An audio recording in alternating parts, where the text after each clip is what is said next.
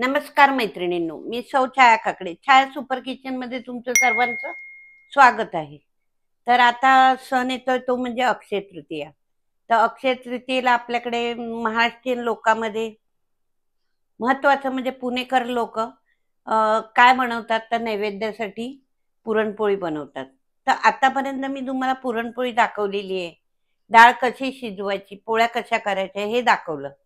पण महत्वाचं जेवणाचा सार म्हणजे आपण बनवतो ती आमटी. त्याला कटाची आमटी पण म्हणतात, पण आमच्याकडे त्याला सारच बोलतात. तर तो कसा बनवायचा तर ह्याची मी कृती आज तुम्हाला दाखवणार आहे. त्यासाठी लागणारं साहित्य आणि कृती आपण सर्व काही एकत्रित पाहूया. तर चला बघूया. तर हे खोबरं आहे, सुकं खोबरं. हे मी लालसर भाजून घेतलेलं आहे. हा कांदाही लालसर भाजून घेतलाय. त्याचप्रमाणे हा लसूण. आता तुम्ही म्हणाल मला असं वेगळं का दाखवताय, तर याआधी मी तुम्हाला मसाला बनवून तो फ्रीजमध्ये साठवणीसाठी 4 दिवसाचा 8 दिवसाचा जो मसाला करून ठेवतो तो मी तुम्हाला दाखवलेलाच आहे. तर तोच मसाला मी हा इथे केलेला आहे. फक्त एवढंच, खोबरं आणि कांदा लसूण हे वेगळं वेगळं मी तुम्हाला दाखवलं आहे. तर तुम्ही एकत्रित माझा मसाला जो आहे तो तुम्ही बघू शकता आणि त्याप्रमाणे करू शकता. तर चला, ही आहे कोथिंबीर आणि आपण डाळीचं सार करतोय म्हणून हिंग तर हवाच. त्याचप्रमाणे हा काळा मसाला, हळद पावडर आणि ही कढीपत्त्याची पानं फोडणीसाठी, हा लसूण देखील फोडणीसाठी आणि हा पुदिना आपल्या झाडाचा आणि हे मीठ. तर आता आपण हे सर्व म्हणजे कांदा, खोबरं, लसूण, कोथिंबीर, पुदिन्याची पानं हे आपण मिक्सरला लावून घेऊया. तर चला आपण आता मिक्सर लावूया. तर ही प्रथम पुदिन्याची पानं जी आहेत ती आपण मिक्सरच्या भांड्यात टाकून घेऊया. त्याचप्रमाणे ही कोथिंबीर, हा तळलेला लसूण, हे खोबरं. खोबऱ्याचं आणि कांद्याचं काही प्रमाण नाही, त्याला कारण असं आहे तुमच्या घरात किती माणसं असतील त्याप्रमाणे तुम्ही मटेरियल घ्या. हा आहे कांदा. हे मी 2 कांदे घेतले होते, कारण हा सार म्हणजे 2 दिवस खाल्ला ना तरी मन तृप्त होत नाही, फक्त पोट भरतं आणि सारखं सारखं खावं वाटतं. आता मी मिक्सर लावून घेते. आपला हे वाटप तयार आहे. तर चला आपण फोडणी करूया. आता प्रथम ना आपण हा लसूण जो आहे तो ठेचून घेऊया. फक्त एक एक दांडका मारायचा, जास्त नाही. आता आपल्याकडे पाटा वरवंटा आहे पण तो काही आपण इथे वापरू शकत नाही. तर लसूण असं ठेचून घ्यायचा आणि त्याच्याबरोबर खोबऱ्याचे छोटे पीसेस आहेत ना ते फक्त एक एक 2-2 दांडके मारून ते ठेचून घ्यायचे आणि ते फोडणीत टाकायचे. आमची आई अशी करायची, पण आता इथे आपण करू शकत नाही. तरी असो, आपण आता गॅस चालू करूया. तर मी गॅस चालू करते. कढई ठेवली आहे, त्याच्यामध्ये थोडंसं तेल टाकलेलं आहे फोडणीसाठी. तर प्रथम आपल्याला त्याच्यामध्ये की नाही हा ठेचलेला जो लसूण आहे तो टाकून घ्यायचा आहे. आता संध्याकाळचे 5:15 वाजलेत. आमच्या घरात जवळजवळ ऊन 6 ते 6:30 पर्यंत किचनमधून येत असतं. त्याच्यामुळे हा सगळं लाईटीत म्हणजे उन्हाचा प्रकाश माझ्या अंगावरती पडलेला आहे. तरी असो, एवढ्या उन्हामध्ये आम्ही शूट करतोय. तर आपलं अजून तेल गरम झालं नाही तोपर्यंत मी बोलते की अक्षय तृतीयेला आपण आपल्या पूर्वजांना नैवेद्य दाखवतो. म्हणजे करा आणि केळी हे ठेवली जाते आणि त्याच्यामध्ये पाणी ठेवलं जातं. मुलाने म्हणजे घरातल्या मुलाने मोठ्या त्याने ते आई किंवा आई आणि वडील ह्या दोघांच्या नावाचं असतं. तर ते पाणी दुसऱ्या दिवशी प्यायचं असतं आणि त्या करा केळीची आपण पूजा करतो आणि त्याला हा पूर्णावरणाचा नैवेद्य दाखवतो. तर प्रथम म्हणजे अक्षय तृतीयेच्या दिवशी आंबा महत्वाचा आहे. तर त्या दिवशी आंब्याचा रस आणि पुरणपोळी केली जाते. मी तुम्हाला तर ताट भरल्यानंतर दाखवणारच आहे. तर त्या दिवशी आहे ना, अक्षय तृतीयेच्या दिवशी देवापुढे सुद्धा ना बाजारातून आणल्याबरोबर एक आंबा देवाला दाखवायचा असतो.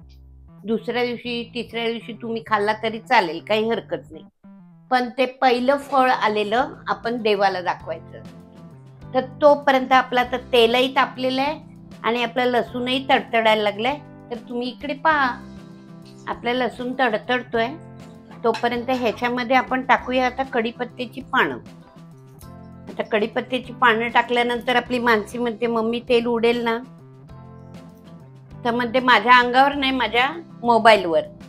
तर पाहूया आपण आता.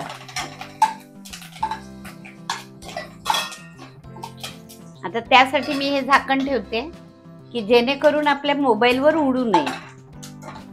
हे बघा, कढीपत्ताही आपला छान तळला गेलेला आहे. आता त्याच्यामध्ये आपण काय टाकायचं? हळद टाकायची. आणि माझा हा घरचाच मसाला आहे. यात धने पावडर, गरम मसाला, लाल मिरची सगळं काही आहे. त्याचबरोबर आपण थोडासा हिंग टाकूया, म्हणजे जेणेकरून आपल्या पोटाला त्रास होणार नाही. डाळ आल्यानंतर हिंग आलाच पाहिजे. हे बघा, हे देखील छान फ्राय झालेलं आहे. आता आपण त्याच्यामध्ये हा आपण जो वाटलेला मसाला आहे तो टाकूया.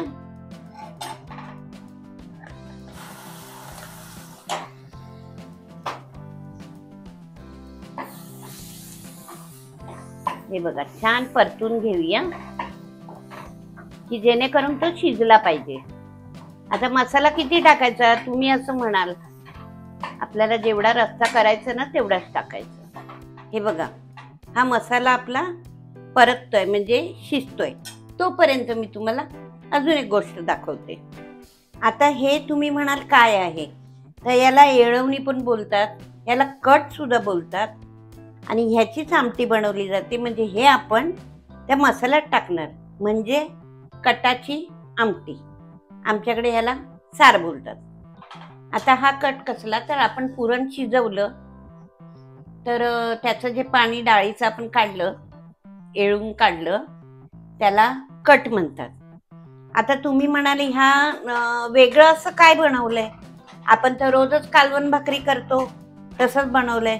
पण तुम्हाला एक महत्वाचं गुपित सांगते की ह्याच्यामध्ये तुम्ही जे पुरण करता, ते पुरणाचं जे भांड असतं, आपण तसं हे करतो, घासायला टाकतो, तर ते स्वच्छ करा. पुरण थोडं थोडं असं लागलेलं असतं, ते स्वच्छ करा. आणि ते भांड जर बिलकुलच स्वच्छ असेल किंवा तुम्ही ते चाळण मिळते, चाळणीने करत असाल, तर तुम्हाला ते काय मिळणार नाही. तर मग त्याच्याऐवजी तुम्ही ह्याच्यामध्ये थोडी डाळ ठेवा. ही बघा, ही अशी थोडी आपण डाळ त्याच्यात ठेवायची. दुसरी महत्वाची गोष्ट म्हणजे सिक्रेट असं की त्याच्यात एवढासा गूळ टाका तुम्ही. म्हणजे पुरण जे असतं ना ते डाळ आणि गुळ याचं असतं. तर म्हणून तुम्ही ह्याच्यामध्ये, ह्या सारामध्ये किंवा ह्याच्यामध्ये एवढासा गूळ टाका.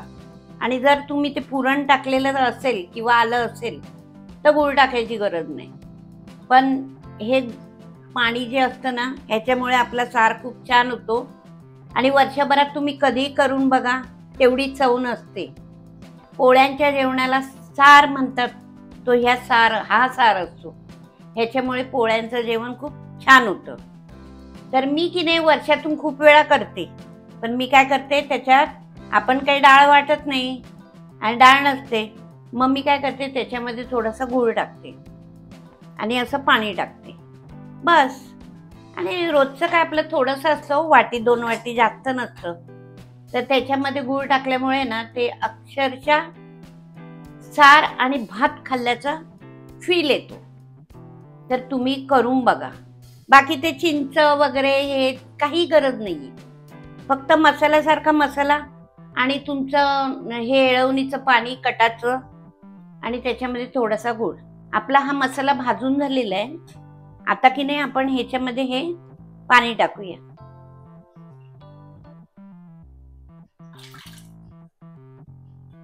हे सगळं एकजीव करून घ्यायचं. हे बघा, असा आपला हा सार तयार आहे. आता ह्याच्यामध्ये फक्त जेवणाचा राजा टाकायचा राहिलाय, म्हणजे मीठ. चवीनुसार मीठ टाका. आणि मस्तपैकी याला खळखळून उकळी घ्या. झाकण टाकून उकळी घेतली तरी काही हरकत नाही. तुम्हाला पातळ हवं तर पातळ करा, दाटसर हवं तर दाटसर करा. हे बघा, आपल्या साराला छानपैकी कड आलेला आहे, म्हणजे उकळी आलेली आहे. तर आपला आता सार तयार झालेला आहे आणि पूर्ण ताट भरून मी तुम्हाला नैवेद्याचं ताट मी तुम्हाला दाखवीन, पण थोड्या वेळानंतर. आमची परीराणी आता उठेलच, म्हणून मी थोडं विश्रांती घेते. नंतर परत भेटूया.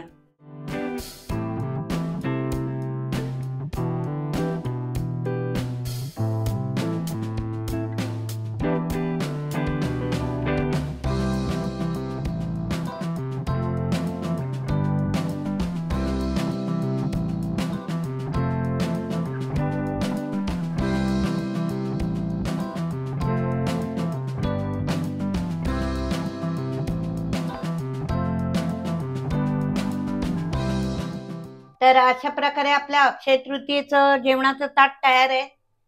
पुरणपोळी, बटाटा भजी, कुरडई, आंबरस आणि पूर्ण जेवणाचा हा सार आणि भात. तर ही रेसिपी माझी कशी वाटली साराची? आवडली असेलच. लाईक करा, शेअर करा, सबस्क्राईब करा. आणि चला ना, अक्षय तृतीय आहे, गोडाधोडाचं खाऊया आपण. तर चला, तर मग आपण सगळ्यांनीच त्याचा आस्वाद घेऊया. तुम्ही सुद्धा करून बघा. तुम्हाला सार आवडतो की नाही ते मला नक्की कमेंटद्वारे सांगा. तोपर्यंत बाय.